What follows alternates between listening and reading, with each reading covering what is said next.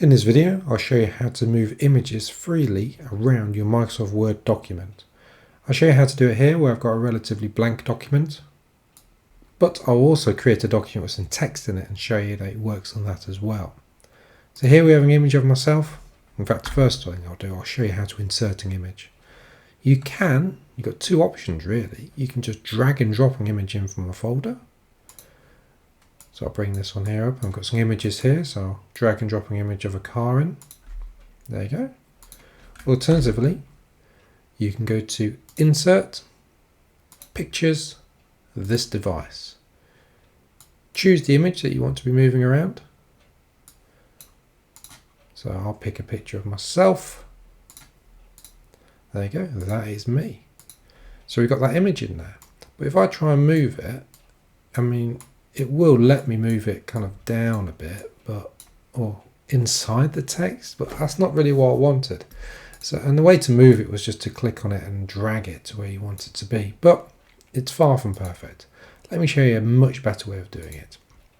The way to do it is to click on the image and then right click on the image, go to Wrap Text and choose In Front of Text. So you've got all these different options here, but choose In Front of Text. And then because of that, I can now put it anywhere that I want on the page. So it can be on top of there, it can be over there, it can be over there. So if I wanted to, I could resize it by just clicking on the image once, and then in the corner, just move in any of those. And now I can click on it, just move it to exactly where I want it to be. So once again, that was right clicking on it, wrap text, and then choose In Front of Text. Now I said I'll show you how to do this with a page with lots of text on it. So I've opened up a new document here. So this is a CV or a resume for a make-believe person. I'll go to Insert, Picture, this device. I'll choose the same image. Go to Insert, and there's my image.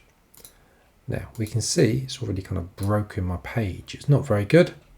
So let's do what I told you to do. I'll click on it once, then I'll right click on it.